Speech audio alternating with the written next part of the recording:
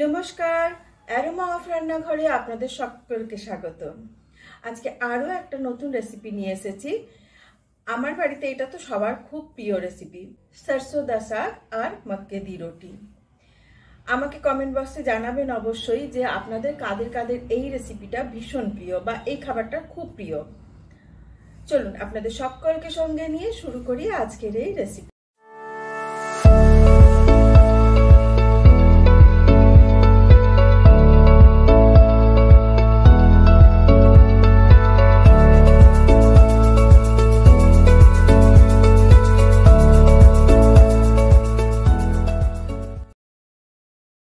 দেখুন, 3 রকমের শাককে আমি ধুয়ে রেখেছি। এটা সর্ষের শাক, এটা পালং শাক আর এটা বথুয়া শাক। সর্ষের শাক তো মেন, এটা নিতেই হবে। চেষ্টা করবেন যেন ডাঁট কম আছে এরকম শাক নেওয়ার, মানে একটু কচি পাতা দেখে নেবেন। সবসময় বাজারে অ্যাভেলেবেল হয় না, সেজন্য যদি না পান তাহলে একটু ভালো করে কুচিয়ে নেবেন। আর এটা পালং শাক আর বথুয়া শাক, 3টে শাক নিয়েছি। এবার অ্যাকচুয়াল নিয়ম হচ্ছে এটা উড ফায়ার ওভেনে বা কাঠের আঁচে এটাকে আস্তে আস্তে শাকটাকে একদম না গলা পর্যন্ত সেদ্ধ করা। কিন্তু এত তো গ্যাস বা এত টাইম এখানে আমাদের নেই, সম্ভব না কাঠের আঁচে। সেই জন্য আমি এটাকে আজকে কীভাবে শর্টকাটে করবেন সেটা আমি দেখাচ্ছি। এটাকে একটা কুকারের মধ্যে প্রথমে শাকগুলো দিয়ে দিচ্ছি। দেখুন, মানে খুব ভালোভাবে এটাকে একদম গলে যাওয়া অবধি সেদ্ধ হতে হবে। প্রত্যেকটা শাককেই আমি একসঙ্গে দিয়ে দিচ্ছি।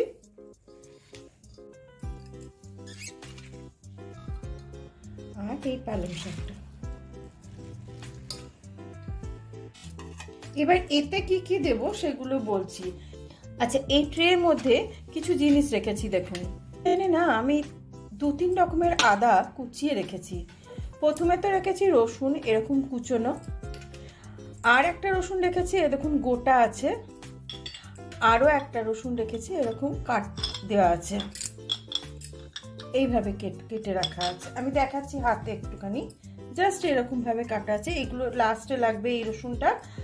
আর এই যে আদার টুকরোটা রেখেছি, এই জুলিয়ান কাটটা, এইটা যাবে লাস্টে।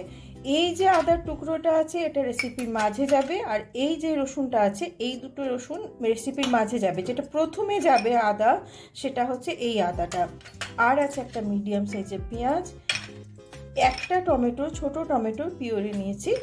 অনেকে টমেটো দেয় না, কিন্তু টমেটো দিলে একটা খুব সুন্দর স্বাদ আসে। আর কিছু কাঁচা লঙ্কা আছে। বেশি মশলা এতে পড়বে না, কেননা শাকের যে অরিজিনাল টেস্ট আছে সেটা না হলে নষ্ট হয়ে যাবে। সামান্য কিছু মশলা লাগবে, সেটা আমি যখন তৈরি করব তখন বলবো।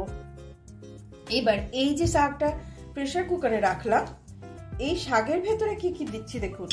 এই যে গোটা যে রসুনটা রেখেছি সেটা দিয়ে দিলাম, আর 2টো কাঁচা লঙ্কা দিচ্ছি, আর এই যে বড় টুকরো আদার আছে এই আদার টুকরোটা দিচ্ছি। দেখুন, সামান্য একটু নুন দিচ্ছি অল্প, আর এখানে আর এই যে একটু সামান্য জল এর মধ্যে দিয়ে দিচ্ছি। দিয়ে এটাকে সিটি লাগিয়ে 5 থেকে 6টা সিটি দেবো, যাতে একবারে গলে যায় শাকটা, সেই পর্যন্ত অপেক্ষা করতে হবে। তারপরে দেখাচ্ছি নেক্সট প্রসেস। ব্যাস, এবার এটাকে ঢাকনাটা লাগিয়ে দিচ্ছি। এতে 5 থেকে 6টা হুইসেল হবে। হুইসেল হওয়ার পরেই আমি এটাকে একদম মিডিয়াম ফ্লেমে করব। তারপরে এটাকে খুলে দেখাবো কিরকম হয়েছে। এই যে সমস্ত জিনিস দেখছেন এইগুলো ছাড়া, এটা দেখুন, এটা কিন্তু মাকায়ের আটা, এটা কিন্তু বেসন নয়। এই মাকায়ের আটা কিন্তু রেসিপির মাঝখানে লাগবে। দেখুন, সর্ষের শাক কিন্তু সেদ্ধ হয়ে গেছে। এবার যেটা করতে হবে, এরকম একটা ঘাটনা নিয়ে এইভাবে আস্তে আস্তে এটাকে ঘাঁটতে হবে, মানে পুরো একদম গলাতে হবে। এইরকম হতে শুরু করেছে, এটা এই অবস্থায় থাকবে না, আমি দেখাবো। এই মাকায়ের আটাটা আছে, এতে 2 টেবিল স্পুন আটা আছে, কিন্তু এতটা লাগবে না। আমি আস্তে আস্তে এতে মেশাবো, এইটা দিয়েই ঘাঁটতে হবে।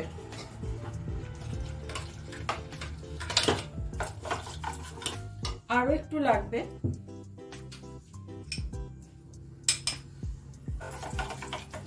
কাঠের থাকলে বেশি ভালো হবে, চেষ্টা করবেন কাঠের দিয়ে করার।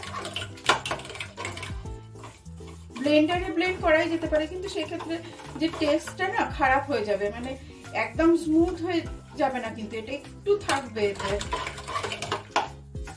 দেখুন আমি একটু দেখাচ্ছি হাতায় করে তুলে, এরকম টেক্সচার আনতে হবে। এবারে এর ছোঁকটা রেডি করছি। চলুন দেখুন, কড়াই চাপিয়ে দিয়েছি। আমি না সরষের তেলে করছি, আপনারা চাইলে যে কোনো অয়েল অথবা ঘি অথবা বাটারে করতে পারেন।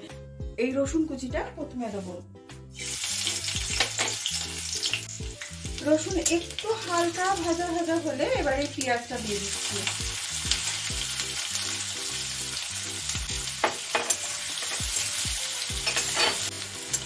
দেখুন পেঁয়াজে একটু কালার চলে এসছে। এবার দিচ্ছি আদা, যে ছোট ছোট করে টুকরো রাখা আদাটা, ওইটা দিচ্ছি। এবার দিচ্ছি কাঁচা লঙ্কাটা, আর এই যে সামান্য একটুখানি আমি রেখেছিলাম টমেটো, একটা ছোট টমেটো, ওই টমেটোটা। দেখুন টমেটো আর পেঁয়াজ ভাজা ভাজা হয়ে যাচ্ছে। এইবারে এই পর্যায়ে একটু হলুদ দিলাম, এই যে হাফ চা চামচ ধনের গুঁড়ো, জিরে গুঁড়ো নয় কিন্তু, জিরে গুঁড়ো কিন্তু একদমই পড়বে না এতে। আর দিচ্ছি 1 চা চামচ এই যে লাল লঙ্কার গুঁড়ো আর রেড চিলি পাউডার দিয়ে এবার এটাকে খুব ভালোভাবে ভাজতে হবে। একটুখানি সামান্য একটু জলের ছিটে দেবো, দিয়ে মশলাটা যাতে পুড়ে না যায়।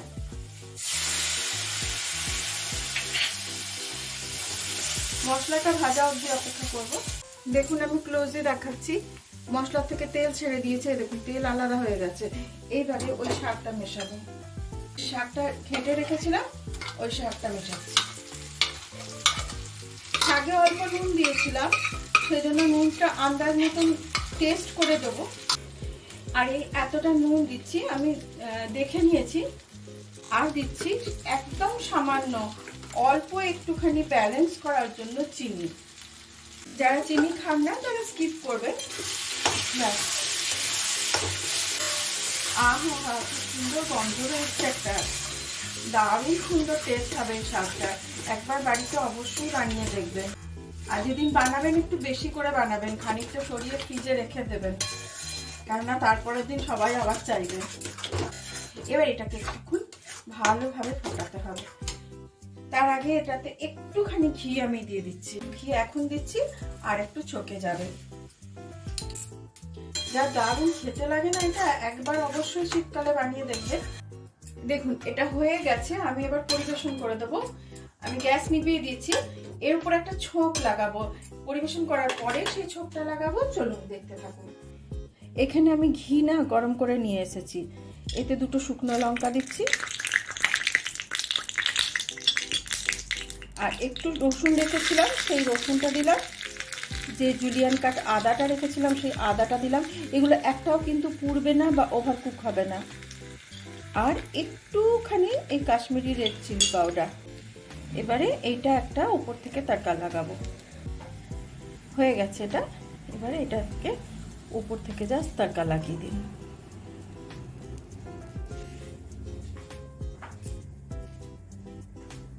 আকারের একটা রুটি বানাতে গেলে কি কি লাগবে আমি বলে দিচ্ছি।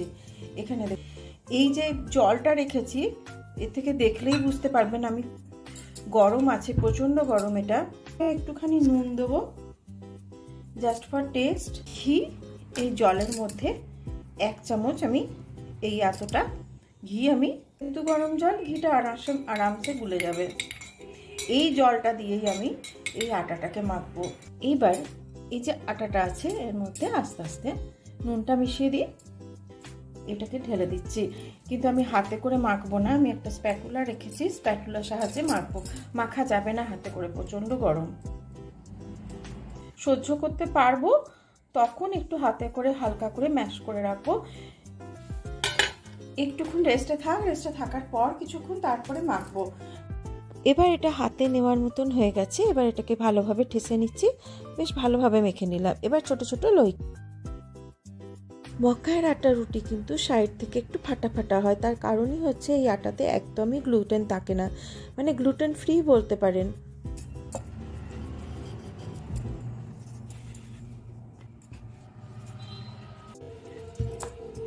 এই যে সাইডে ফাটাটা, এটা কিন্তু এরকমই হবে। যদি মনে করেন সাইডটা স্মুথ চাই, তাহলে একটা এরকম থালা বসিয়ে সাইডটা কেটে নেবেন, তাহলে দেখবেন একদম গোল হয়ে গেছে।